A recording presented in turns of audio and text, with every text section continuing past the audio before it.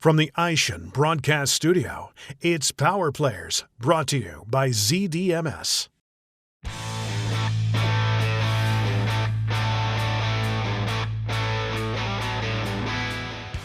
MPN's Power Player is sponsored by ZDMS Dealer Management System, the heart of technology in your dealership, and the engine that drives productivity and profitability. Schedule a demo today at zdms.com. Hey guys, it's Greg Jones from Motorcycle and Powersports News, and welcome to another episode of Power Player. Today, my guest is Scott Colosimo, CEO of Land, a manufacturer of electric motorcycles. Scott, thanks so much for being here. Yeah, appreciate you having me. Pleasure. Looking forward to talking to you and getting to know you a little bit more, as well as talking about Land and what you guys have going on, because it's a lot of cool stuff. And I want to start there because the EV, the electric space, particularly in power sports, has really become pretty big. Everyone's gotten into it to some degree. Everyone's explored it. You guys, that's your main mission. That's where you started. So I wanted to ask first and foremost, why electric motorcycles? Why the electric space over anything else that, you guys could have gone down? Sure. So my history was actually I started a gas motorcycle company in 2008. Okay. And then we scaled that globally. Okay. So I ran and scaled a motorcycle manufacturing business for over a decade.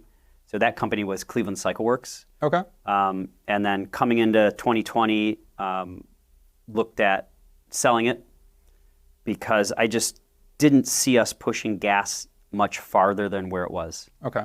So the road to electrification was my manufacturing business for over a decade doing gas. Yeah. And we sold vehicles in 27 countries. So we had experience in like the US, Mexico, Canada, Indonesia, Malaysia, Japan, Korea. We set up manufacturing for gas motorcycles in India. Yeah. So I had a lot of experience in the gas motorcycle space. We pushed it as far as we could push it. And actually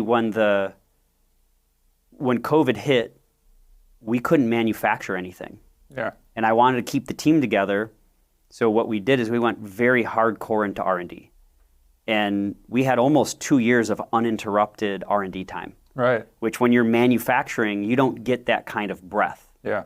So we went from like run, like we're scaling, we're entering a new country, setting up distribution, scaling up manufacturing, run, set up another company, set up another country. It was all scale. And then when that stopped and we had a chance to breathe, I was like, oh, I don't really want to do that anymore. Yeah. So the path was, and it was messy, but once we went all in on electric, and that's the thing is like, I am not a green evangelist. I am very much focused on the product, on the consumer, and on the technology. Yeah. And once we realized the technology was better than what gas offered, to me it was, I woke up one morning and I'm like, sell the gas business. Like, I am done with that. It was like a switch flipped. Yeah. And so the path was super messy. It took me a long time to get here, but this is where we're at now. Yeah. And so 2020 was kind of that big change point for you guys? Yeah, and leading up to 2020, so I've always been into tinkering, right? Building hot rods and cars and import cars and front wheel drive, and then getting into building custom motorcycles. So my path to manufacturing was through building custom motorcycles. That's kind of how I got there. Yeah. Because of course, if you could build a custom bike, you can manufacture a motorcycle, right? Right. But being young and dumb, it seemed like a natural transition. Sure. So the path was, it took a long time, but there's just something about how simple the product becomes. And that's where I would say we differ vastly from where a lot of the electric space is going. Is it's like this rush to just put more and more and more into it, where we're trying to reduce.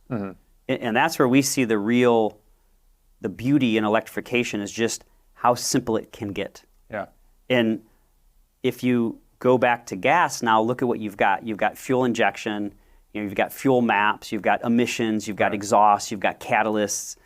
Then you've got all the sensors, and now you've got wheelie control, you've got yaw sensors. You've got so much technology that is packed on top of the gas vehicle. It's just become a mess. Yeah. So I looked at this as an opportunity not to create that same kind of complication, but to create really fun, simple product. Yeah.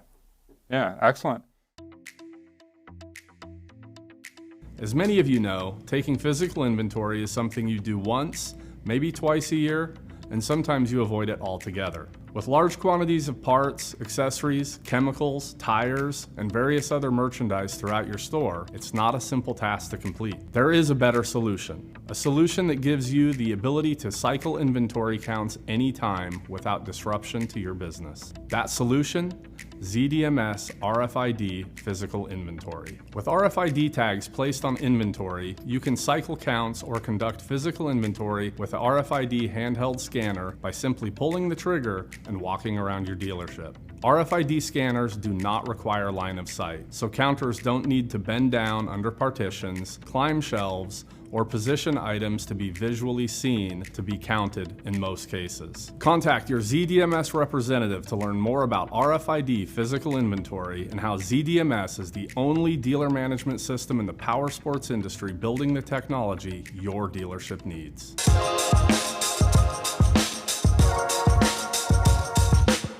Now, Scott, my next question, I'm sure there's a very simple answer and there's probably a bigger explanation to it, but leaving Cleveland Cycle Works for land, again, you were already here in Cleveland, but why Cleveland?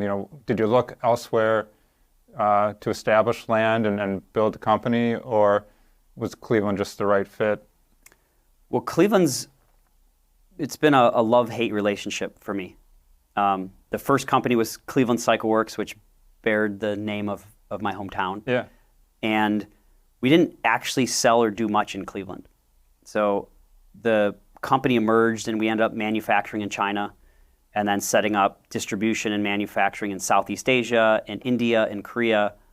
And as a young kid, young entrepreneur, young adult, that was awesome because I was traveling all over the world, had some pretty amazing experiences and opportunities, but I really failed to develop roots in Cleveland. Yeah.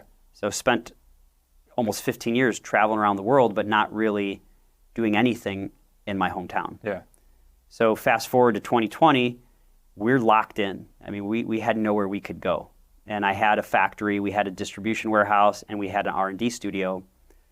So I talked to the whole team and said, what do you want to do? And they said, well, let's stay together. We're not going home. We're not isolating. We're going to build it here. And that's really how it started. We had a small team that just decided we were going to do it. Yeah. And there's so many benefits.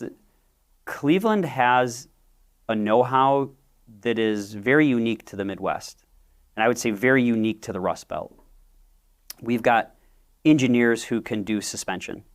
We've got engineers who know how to manufacture chassis. We have experts in metallurgy and casting and forging. So, if you're looking at baking a cake, we've got all the ingredients here. So standing up a manufacturing business in Cleveland was pretty easy because the black magic, right? That 50 years of experience and know-how, and even some surprising areas because the med tech is so big in Cleveland, connected hardware, right? The whole data side of it, the IoT side, it's all here. Yeah. So what we found is a workforce that was already ready for what we were doing, which everyone talks about how hard it is to find people. And make no mistake, we are in a race to get the top talent. It's right where we live. Yeah. Yeah. Very cool. No, I mean, like you said, Cleveland has a lot to offer, and it's awesome that you guys were able to find that and maintain it and keep pushing it forward. Scott, I wanted to ask, as CEO, I'm sure you've got a lot on your plate, but what are some of those bigger challenges that you're facing these days? Not only just running the business, but again, trying to expand, electrification as kind of this new thing in the industry? The biggest challenge, I would say, is we've got 1 foot in the clouds and 1 foot on planet Earth. Yeah. Right? And unfortunately, it seems like the venture capital space and anybody coming into this market has no sense of reality. The kind of things we hear them saying with how big electrification is going to go so quick, and it's like, that's where we put our foot back on earth and we're like, okay, but you can't charge all these electric cars. So maybe we want to actually slow down the rhetoric. And now since 2017, EV adoption, it's been steady. Now it's been up and down in how quick, but electric vehicles are taking year after year steady market share from gas. So that is a fact. Yeah. The problem is this kind of hype cycle that we're in with the venture space and this desire to push this tech forward before it's ready really creates encumbrances for us. So what happened was, right in the middle of our scale, the venture market collapsed, which we need venture capital to scale a startup. Yeah. Right? And then we've got people looking at, oh, well, hey, these guys went bankrupt or those guys went bankrupt. And we're like, yeah, and we were saying this wasn't, what they were pushing wasn't possible. But we were looked at as the crazy people and they were looked at as the visionaries, right? So I think what we're seeing is a rebalancing, because like hardware is hard, right? Yeah. Vehicle manufacturing is hard. And if you're going to tell me a company is going to start tomorrow and figure out how to distribute 20,000 units in 12 months, I'm going to call BS. Yeah. Because look at everything. You need to scale up the manufacturing and the tech and then the whole sales network and the distribution. Like, that's a 3-year prospect. Yeah. So what's hard is we're realists, but we're also futurists. But we're trying to thread this needle of telling our story, Yeah. which is very much a Midwest, a Cleveland story, right? It's very much of, hey, we've been in the hardware space for 15 years now. The things everyone's telling us that we need to do aren't possible. And then for us to talk to people to tell us that we're crazy, it gets a little bit like we're the ones, and we're still here. Yeah. So it's like, we're just going to keep pushing, doing what we do. Yeah. We are now attracting the right kind of capital and the right kind of talent and the right kind of people. But it's like, the Steelers wheel's like stuck in the middle with you.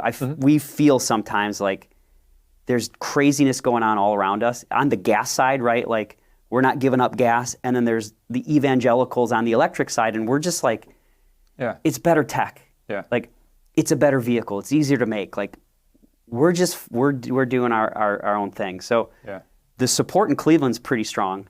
Now we're just trying to pull the support in elsewhere. Yeah, absolutely. So, Scott, I'm sure there's some similarities and some differences between the EV space on the automotive side and then EV here in Powersports. Can you talk a little bit about what's similar, what's different in that regard? Yeah, and that's a great question. I would say the similarities around, the two-wheel EV space clearly is following the car space. And let's zoom out and look at the Hondas and the Kawasaki's and the Suzuki's. The traditional OEs on the car side gave Tesla a 15-year head start. Yeah. Right? They were very cautious, and then all of a sudden they felt like they were behind, so they made bold statements. 50% electric by 2025, right? So if the automotive space leads and the two-wheel space follows, what happened a decade ago in the automotive space is happening today in the two-wheel space. So that parallel is uncanny. Yeah. And the same mistakes that the automotive companies have made are being made in real time in the two-wheel space. Yeah. People made bold predictions, we went too big. And it's uncanny. I mean, it's like a copy-paste. So that's interesting. And then also the issues that the automotive space is having with this idea that maybe not all people want to go buy in a dealership.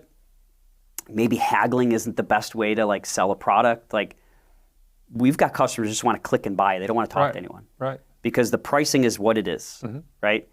Then when you go into a dealership, now you got to haggle. So we're finding the hardest aspect is there's an evolving market of how people want to buy stuff. Absolutely.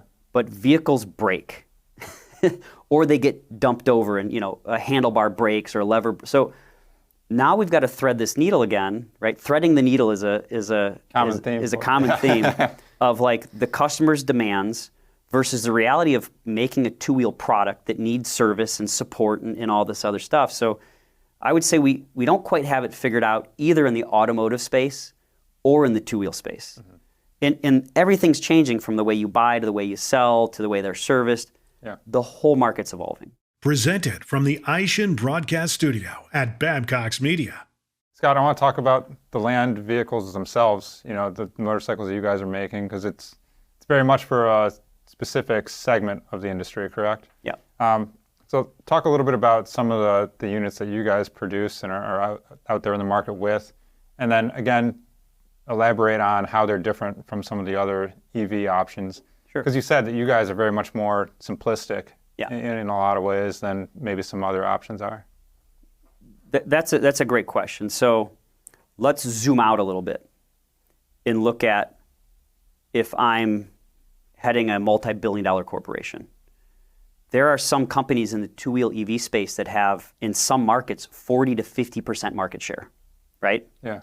So excuse the expression, but basically year after year, you're lipsticking up a pig and you're increasing your margin and selling basically the same product with a new skirt on, right? Or a new pair of shorts. Sure. And this has been done for almost 100 years now. Yep. So what we're finding largely is the EV space is getting entered by people trying to preserve market share, which the big market share is in the big margins are in heavy, expensive 1,000cc motorcycles. Right. So what we're finding is a whole industry trying to kind of copy and paste that model. So they're looking at electrification top down. So $30,000 EVs, $25,000 EVs, the world's fastest, the world's, whatever. Yep. Add whatever headline you want to add. And having so much experience traveling the world and being in Southeast Asia and being in China and being in India and even Japan and Europe, it's like, well, that's not what I see on the road. Yeah. Like, that's not the everyday use case for motorcycles, at least from my perspective. Sure. So, I want to make this 100% clear. Gas is better at that than electric. Hands down. I can get on a gas 1,000cc motorcycle and I can blast across the country and I'll make it. Mm-hmm. If I try that on a big electric motorcycle, the experience is horrible. Yeah. So why would I make a more expensive product that does worse than what gas currently does? Right. Now, if you zoom out and you say, hey, my first introduction to motorcycles were mopeds. There's no mopeds anymore, right? So the industry complains about all these things that they're not fixing. So the whole industry is going to make leader bike in electric, but they're complaining about, our industry's dying. Well, you just made a 30,000 motorcycle that me as a CEO of a company can't afford. Right. Right? Right. So our approach was different. We said, okay, where is the technology better? Right? If you don't want to pedal, it's better than a bicycle because you just twist and go. Yep. Mopeds, 50cc mopeds have kind of been outlawed because once you had to put catalyst in the moped exhaust, they're two-stroke. So they fill with oil, they catch on fire. So 50cc mopeds were pretty much, because of the emission regulations, kind of regulated out. Mm-hmm. So mopeds didn't exist. So if you want a moped, it's better. Now let's go up a little bit. 125cc, slow, a lot of technology, heavy, electrification's better. 250s, better. So our vehicles right now, I would say electrification's better up to about 400cc. Mm-hmm. 400cc is like a good commuter bike.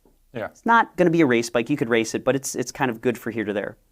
And then anything above that's where electrification starts falling off because the batteries get huge and heavy. Right. So the focus was like, what provides the consumer a better experience? And we start with the consumer. So it's like, and we're enthusiasts, right? I've been lusting after twin turbo V8s my whole life. Like that is a passion of mine. Yeah. But I also understand there is something special about an electric two-wheeler. The torque, like it's at the small scale. So that's the other thing. So now like, where's the other benefit? Our bikes are around 200 pounds for the same performance that you would need to be about 350 pounds at in the gas equivalent. Yeah. So then we went down the rabbit hole and we just said, well, how can we now exploit and truly exploit electrification for everything it's worth? And we're like, well, the battery technology is getting better and better. And the whole industry is going structural battery. We said that's absurd because that's the thing that you're going to want to replace.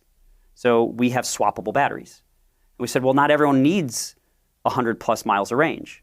So then we said, okay, well, what do you need for the average day of commuting? It turns out about 40 to 50 miles. Mm-hmm.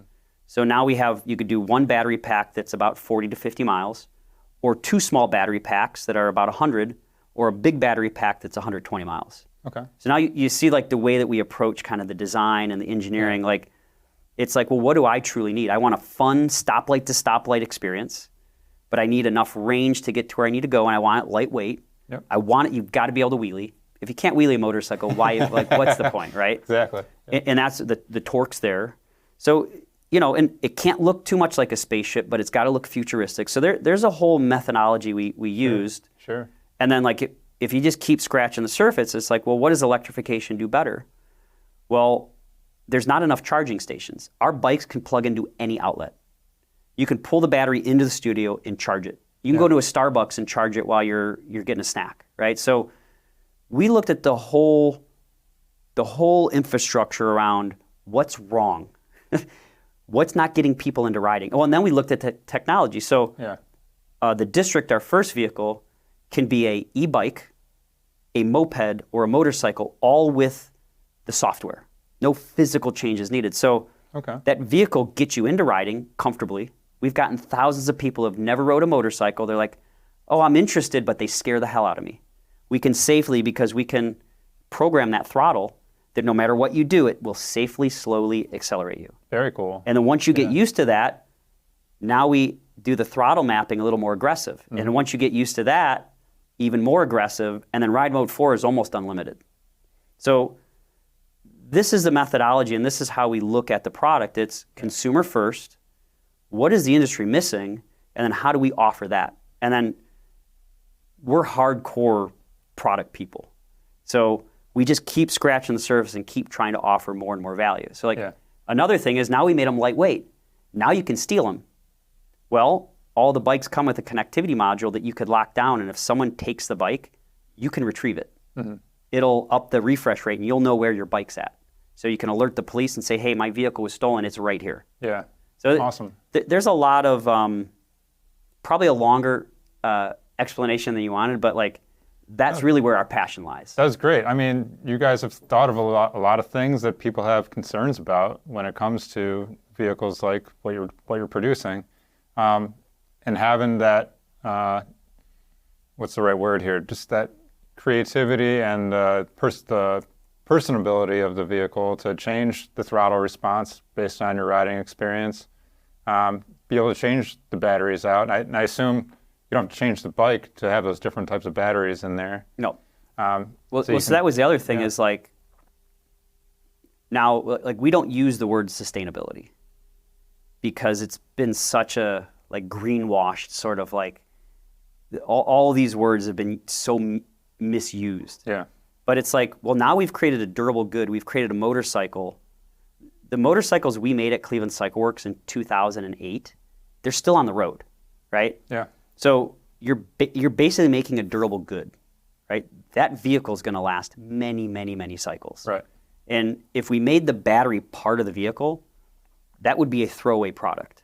So now by making the battery swappable, as the battery technology gets better, you simply, like, I'll give you a realistic explanation on that. Like, the first batteries in 2019, we had about 25 miles of range.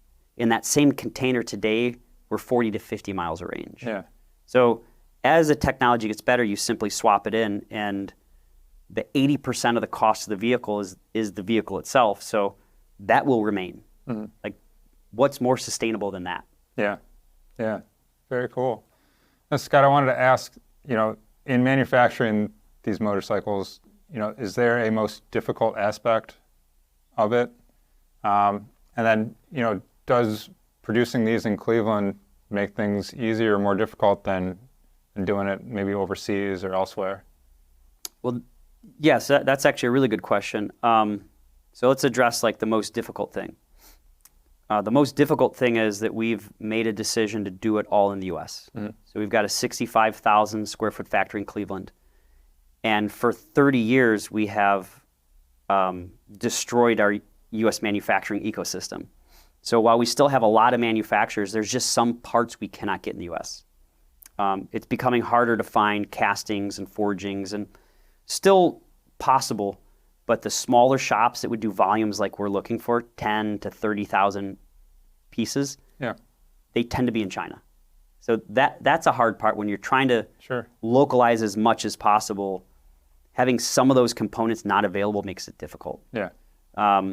So that is a challenge, but it's coming back. We're seeing a massive rebound, especially with high-tech manufacturers in the U.S. We're seeing a huge rebound there. Yeah. All right, so Scott, an aspect of all this that I wanted to get to is the dealer network. You mentioned earlier in our conversation that there's a lot of people and more people these days that want to just go online, click a button, and the price is the price. They would know what they want to buy.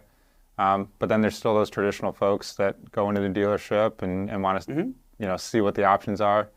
Can you talk a little bit about your selling model and how you guys approach all that? Sure. So the only way to start was direct to consumer. Yeah.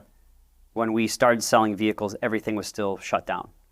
So, and a lot of our early supporters were like, hey, we just want to support you guys and get you the money and get us our bike. That was kind of where it was at. Yeah. But I also am a realist, and I do understand that dealer support is crucial. And this is why it kind of pains me, because there's so many dealers that are rejecting electric full stop. They're just saying, we're not going to carry it. We're not going to explore it. We're going to sign a petition against it, which is just goofy. Yeah. If there's an opportunity and I'm a business person and the entire market is ignoring an opportunity, I'm going to take it, right? And what we're finding now is there are some dealers that are all in terms of, okay, they realize this is the future. And that's good. So our model's pretty simple. We do have a direct-to-consumer model right now, but we do have a pretty unique model that supports our dealers, make sure we don't cannibalize their sales, make sure we don't sell into their territories, and then we give them exclusivity on certain products that you can't get anywhere but the dealer network. Okay. So I see it as a crucial part of the evolving kind of ecosystem. Yeah. Whereas a lot of other people tell you we're not gonna establish a dealer network, which I think is that's probably the wrong approach, because there's so much newness here to the electric space. To then also say we're gonna sell them in a new way and we're gonna service them, and it's too new. Yeah. Well, and you said earlier that the service aspect of it is probably huge in this regard. Like, where are these people going to take it if something needs fixed, or they just need to service it? Of course, and this is coming from someone, again, who is an enthusiast. And if I didn't have anywhere to support any of my gas bikes, it would be very difficult to keep them running. Yeah. Right? There's sometimes I don't want to do valve adjustments, or there's sometimes that I don't want to replace the belts, or there's just certain things I don't want to do. I'm older now. I got 4 kids, right? I don't have the time to do, right? It's like, okay, for $350, I will gladly have someone else do that. Yeah.